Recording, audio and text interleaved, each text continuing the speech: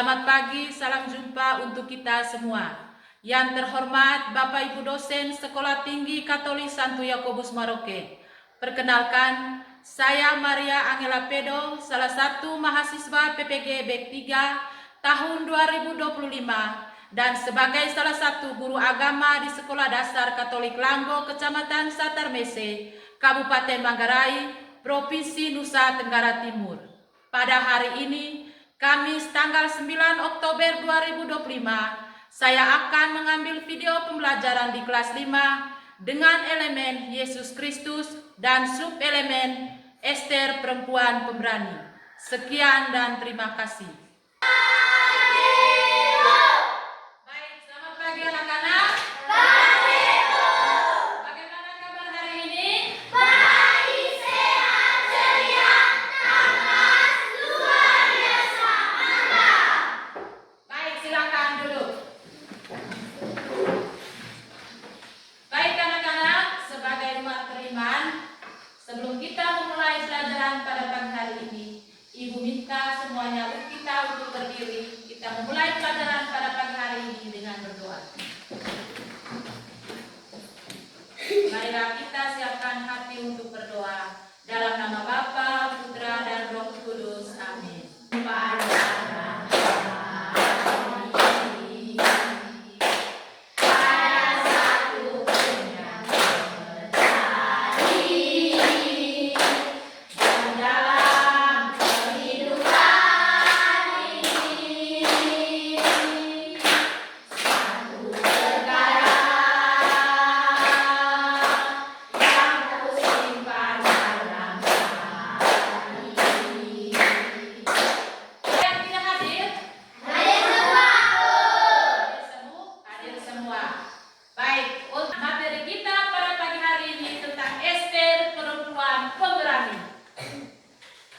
Ibu ingin bertanya, mungkin di antara anak-anak ada yang mengetahui arti dari kata pemberani. Pemberani artinya orang yang mempunyai sifat berani, mempunyai rasa percaya diri besar dalam menghadapi bahaya atau kesulitan. Baik, itu tadi pemberani itu orang yang mempunyai perasaan, memperhatikan orang lain, mempunyai perasaan peduli terhadap orang lain. Pertanyaan yang kedua, apakah kalian punya perasaan takut dalam menghadapi cobaan atau apapun? Tidak pernah. Baik adik-adik, untuk tujuan pembelajarannya di mana di sini?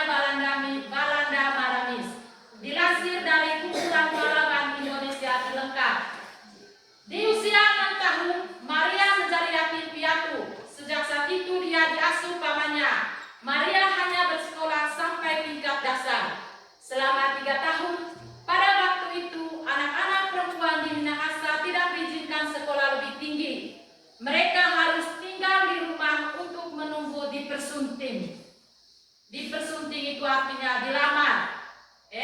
Itu artinya dipersunting. Maria terpaksa menjalani aturan itu. Kendati demikian, ia banyak bergaul dengan orang terpelajar. Salah satunya Ten Hoff, pendeta Belanda di Bali yang menginspirasi memajukan kaum wanita di Indonesia.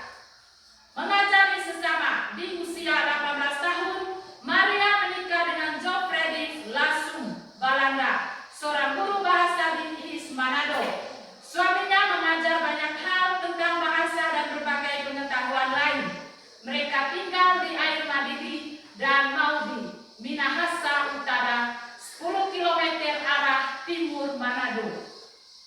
Pada waktu itu, wanita di lingkungan tinggal Maria tidak punya banyak pengetahuan soal kesehatan, rumah tangga, dan mengasuh anak. Diam-diam Maria berkeliling dari kolong rumah panggung ke kolong rumah panggung yang lain untuk mendidik para perempuan menyulam, memasak, hingga membuat kue. Ia mempelajari banyak hal dari Ibu Ten Hoff. Pada masa itu, keterampilan menjadi modal berharga di tengah keterbatasan akses pendidikan. Maria pun mendorong para perempuan yang sudah mahir untuk berbagi keterampilan kepada sesama mendirikan pikat. Larangan dan tekanan dari Belanda tak membuat Maria gentar. Maria mendirikan organisasi percinta ibu kepada anak temurunnya. Itu artinya pikat itu artinya percintaan ibu kepada anak temurunnya. Itu didirikan pada tahun 1917 di Manado. Berkat kelas 24, Maria tutup usia. Sudah mendengar cerita ini tadi? Baik.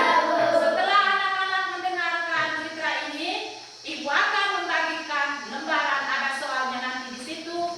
Anak-anak mengerjakan soal.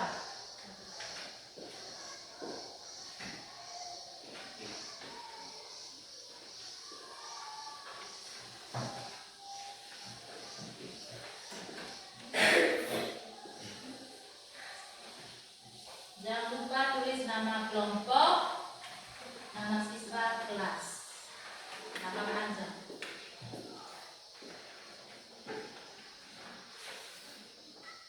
Tulis nama kelompok kelas, nama siswa.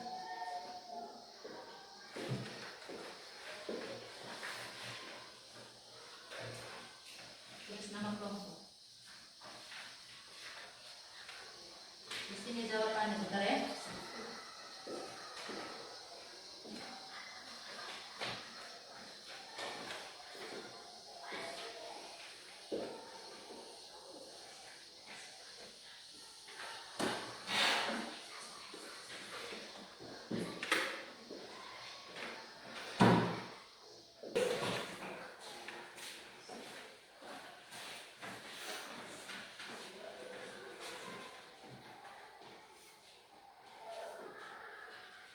Selamat pagi teman-teman. Pagi.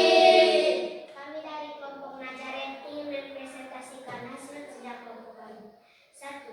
Pada usia berapa Maria Belanda Malami sudah tidak mempunyai orang tua? 6 tahun.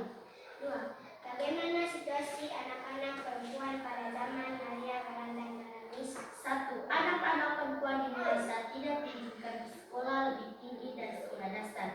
2. Hanya tinggal di rumah untuk menunggu dipersunting. 3. Hanya belajar mengurus rumah tangga dan menerima tamu. 4. Perempuan dipandang lebih rendah dari laki-laki dan mengalami diskriminasi. 3. Apa yang dilakukan Maria Belanda Malami terhadap kaum perempuan di Indonesia?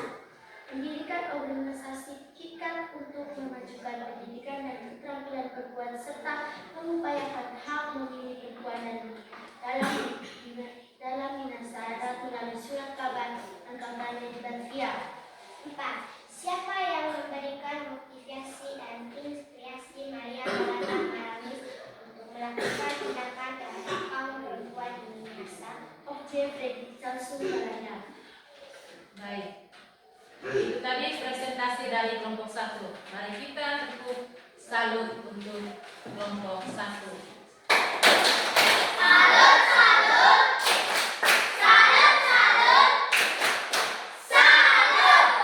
Silakan duduk.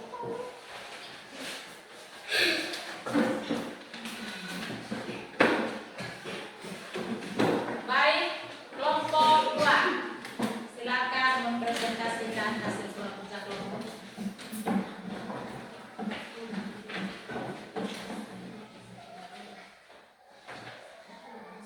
Selamat pagi teman-teman.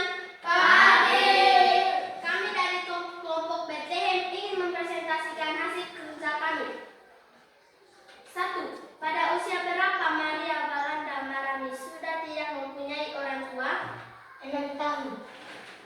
Nomor 2. Bagaimana situasi anak-anak perempuan pada zaman Maria Walanda Maramis?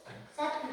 Anak-anak perempuan di Minahasa tidak diizinkan bersekolah lebih tinggi dari sekolah dasar. 2. Hanya tinggal di rumah untuk menunggu di persunting. 3. Hanya belajar mengurus rumah tangga dan menerima tamu. 4. Perempuan dipandang lebih rendah dari laki-laki dan mengalami diskriminasi. Nomor 3. Apa yang dilakukan Maria Walanda Maramis terhadap kaum perempuan di Minahasa?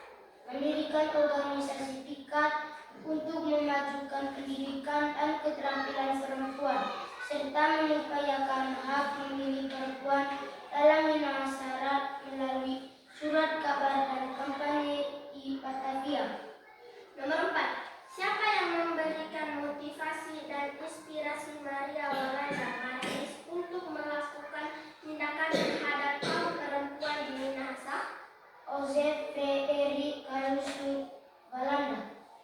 Baik, terima kasih untuk kelompok 2 yang telah mempresentasikan hasil kerja kelompok. Mari kita tepuk salut untuk kelompok 2. Salut, salut.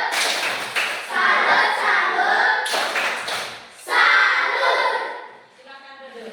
Baik, yang terakhir kelompok 3. Saya minta kelompok 3 untuk mempresentasikan hasil kerja kelompok.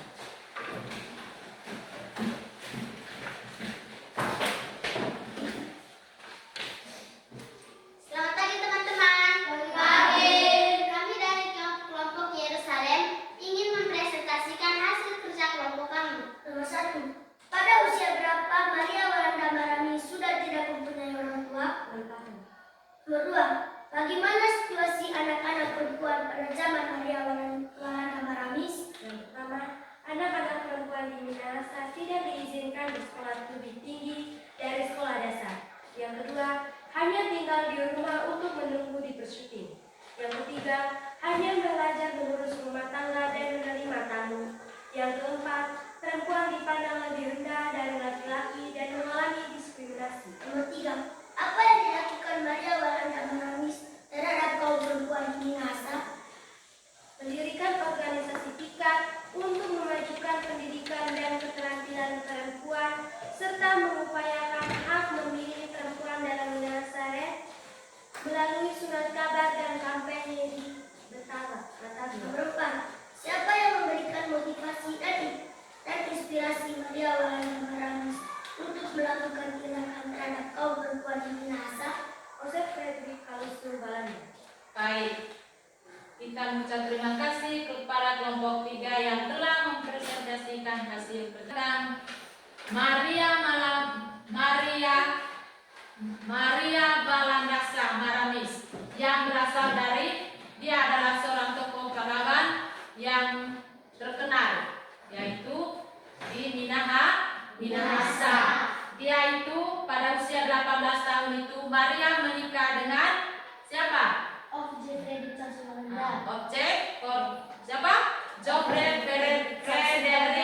Fredericks ya. Pada saat itu dia itu seorang guru di Manado.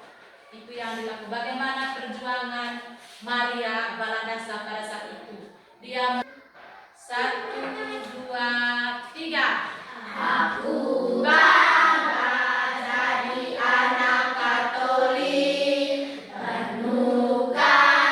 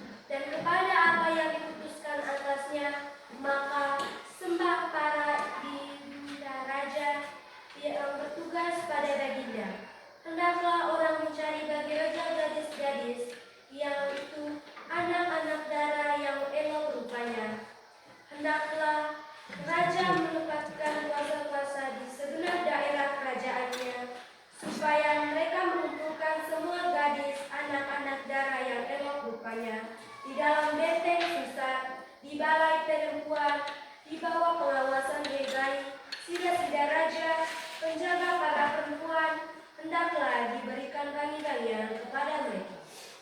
Dan gadis yang terbaik pada pemandangan raja, baiklah dia menjadi ratu ganti pasti. Hal itu dipandang baik oleh raja dan dilakukan demikian. Pada waktu itu ada di dalam benteng Susan seorang Yahudi yang bernama Mordekai Biryar bin Simei bin Kish, seorang penyanyi yang diangkut dari Yerusalem sebagai salah seorang buangan yang turut dengan Yehohanya, Raja Yahuda. Ketika ia diangkut ke dalam perbuangan oleh Raja Nebukadnezar, Raja Babel, Mordekai itu pengasuh Hadasa, yakni Ester, anak saudara ayahnya, sebab anak itu tidak beribu bapa lagi. Gadis itu elok perawakannya dan cantik parasnya. Ketika ibu bapanya mati, ia diangkat sebagai anak oleh Mordekai. Setelah kita dan undang-undang Raja Persia dan banyak gadis dikumpulkan di dalam benteng Susan di bawah pengawasan Hegai, maka Ester pun dibawa masuk ke dalam istana raja di dalam pengawasan Hegai, penjaga para perempuan. Maka gadis itu sangat baik pada pemandangannya dan menimbulkan kasih sayangnya, sehingga Hegai segera memberikan gangi-gangian dan pelabur kepadanya. Sanita kelompok 1 untuk mempresentasikan hasil foto.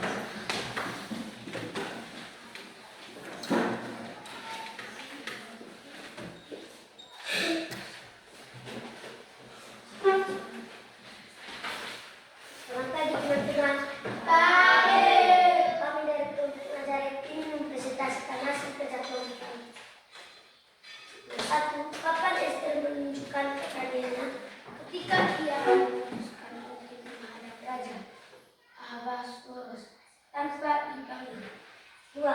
Bagaimana keberanian Ester berdampak pada nasib bangsa Yahudi secara keseluruhan, menyelamatkan mereka dari ancaman itu seluruh orang Yahudi yang tinggal ke kasihan anarki.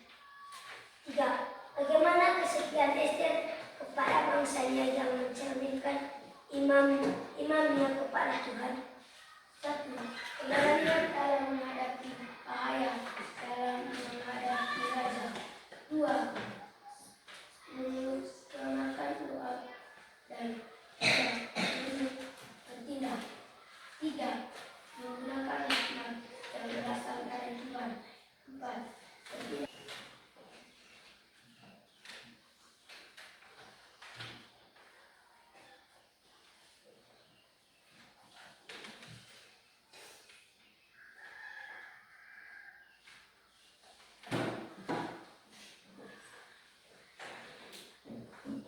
Baik, kesimpulan pada materi ini tadi, di mana Ester memiliki anugerah kecantikan dan keparasan. Kecantikan itu merupakan anugerah yang dimiliki atau yang diberikan oleh Tuhan kepada Ester. Dengan kecantikan wajah dan keelokannya dan kecantikan hatinya. Hatinya siapa? Hatinya Ester. Sehingga dia mempunyai rasa kepedulian kepada bangsanya. Dan dalam cerita teks kitab suci di sini tadi, di mana Ester mempunyai sikap-sikap peduli, sikap-sikap teladan, di mana ia memperhatikan bangsa Yahudi, di mana Raja Ahasuerus itu pada masa itu dia kejam. Pada saat itu Ester mempunyai sikap peduli, memperhatikan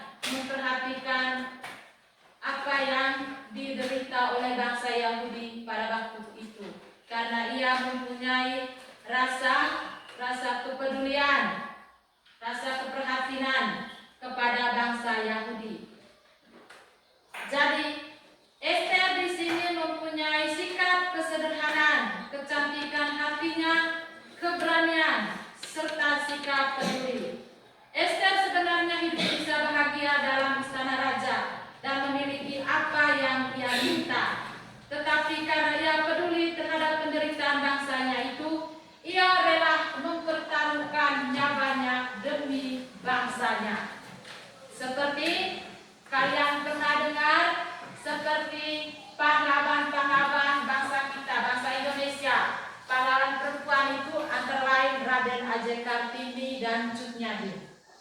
Kalian pernah dengar toh? Pernah toh? Kalian pernah dengar? Di mana mereka mempertaruhkan nyawanya karena di saat itu mereka mempunyai rasa peduli kepada bangsa. Begitu juga Ester.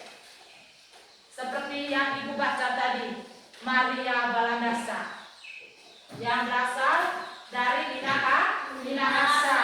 Dia mempunyai rasa peduli terhadap perempuan-perempuan yang terlantar, yang belum dipersunting. Dia akhirnya pada saat itu ia membuka sebuah organisasi. Nama organisasi itu apa? Nama organisasi itu adalah PIKAD. Nama organisasi itu adalah PIKAD. PIKAD itu artinya percintaan ibu kepada anak. Apalagi kita memperhatikan kalau kita di sekolah, kalau kita melihat teman ada yang sedih, kita mempunyai rasa kepedulian, rasa perhatian. Kita melihat teman itu merasa sedih, kita mempunyai rasa kepedulian. Itu tadi yang dilakukan oleh Ester dalam kitab Perjanjian Lama, dalam kitab Ester. Dalam itu dia adalah seorang perempuan dalam Perjanjian Lama. Ester itu merupakan perempuan pemberani, berani melawan apapun. Apa yang terjadi di depan matanya dia harus berani. Begitu juga seorang guru. Apapun yang terjadi di luar sana, apapun tantangan di depan matanya, hujan di luar, ia tetap datang sekolah. Dia harus berani. Tujuannya apa? Untuk mendidik anak-anak bangsa. Begitu juga siswa-siswi. Apapun yang terjadi di luar sana, saya harus pergi sekolah. Tujuan datang sekolah itu untuk apa? Mendapat ilmu. Mendapat ilmu dari Bapak dan Ibu guru. Karena ilmu dari Bapak dan Ibu guru dibagikan kepada peserta didik. Dan dari situ para peserta didik atau adik-adik atau anak-anak sekalian mempunyai wawasan yang luas. Itu tadi materi tentang Ester, perempuan pemberani. Baik, sekarang Ibu ingin bertanya. Ini adalah soal refleksi. Ibu ingin bertanya, mungkin di antara teman-teman atau mungkin di antara anak-anak sekalian tadi sudah mendengarkan materi tentang Ester, perempuan pemberani. Sudah menyimak dengan baik. Ibu ingin bertanya, bagaimana hubungan Mordekai dan Ester? Ester mempengaruhi keputusan dan keberaniannya. Bagaimana hubungan Mordekai dan Ester? Hubungan Mordekai dan Ester di mana ia adalah paman yang juga merupakan figur orang tua bagi Ester. Baik, kita tepuk tangan untuk Noi.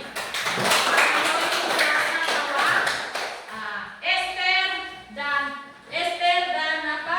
Hubungan Ester dan paman Mordekai itu tadi mempunyai hubungan yang sangat erat.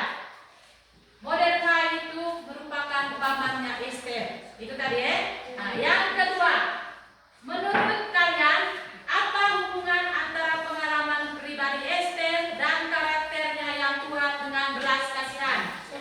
Jawab, Al.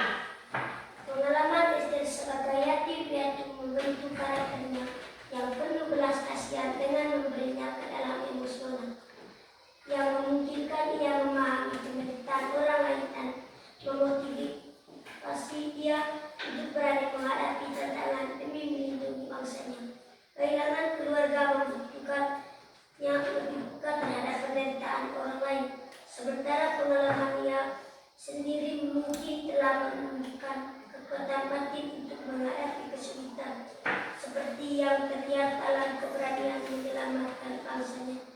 Gerusi. Baik, kita tepuk tangan untuk A. Bagaimana hubungan Esther, pengalaman pribadi Esther dengan karakternya yang penuh belas kasihan? Karena dia seorang anak yatim piatu. Dia melihat bagaimana bangsa Yahudi dijajah. Pada saat itu dia mempunyai rasa belas kasihan, peduli kepada bangsa Yahudi yang telah diderita. Yang ketiga, bagaimana kisah Esther mengubah pandanganmu tentang arti dari keberanian dan perjuangan? Banda. Kisah Esther mengubah pandangan tentang keberanian menjadi tindakan yang berani mengambil resiko demi memperjuang keadilan dan kebenaran meskipun ada ketakutan, dan bahwa perjuangan sejati adalah mengandalkan Tuhan dan bertindak berdasarkan iman. Bahkan ketika tidak ada jaminan hasil yang baik, keberanian Esther bukan berarti tidak takut, tetapi bertindak meskipun takut, menunjukkan bahwa kepada kelabanan datang dari keberanian untuk membela orang lain dan melawan ketidakadilan dengan mempercayai penyertaan dan kekuatan Tuhan. Baik, tepuk tangan untuk Banda. Pertanyaan yang keempat, tindakan nyata yang kamu lakukan minggu ini yang terinspirasi dari keberanian Esther itu apa? Nose. Tindakan nyata yang terinspirasi dari keberanian Esther minggu ini adalah melakukan advokasi kebenaran dan keadilan, memberikan kebenaran ketika melihat atau mendengar ketidakadilan di lingkungan sekitar, mengambil peran untuk menolong sesama, atau bahkan hanya mengatakan hal yang benar meski menantang, dengan tetap mengandalkan Tuhan dalam doa dan persiapan seperti Esther. Nah, baik, tepuk tangan untuk Nose. Baik, itu tadi ya pertanyaan refleksi yang diberikan oleh Ibu untuk kalian. Baik adik-adik, nanti Ibu akan membagikan tugas nanti pekerjaan rumah sampai di rumah adik-adik mengerjakan tugasnya.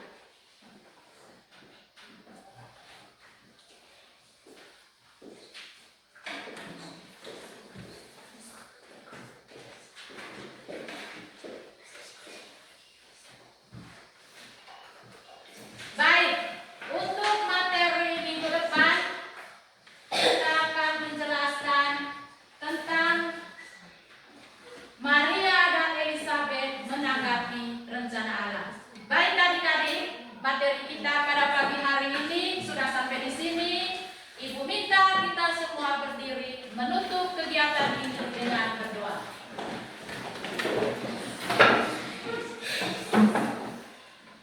Marilah kita siapkan hati untuk berdoa dalam nama Bapa dan Putra dan Roh Kudus. Amin. Tuhan Allah Bapa dalam surga, terima kasih atas anugerah yang Engkau berikan, sehingga proses pembelajaran kami pada pagi hari ini dapat berjalan dengan lancar. Dan sebentar lagi kami akan pulang ke rumah kami masing-masing.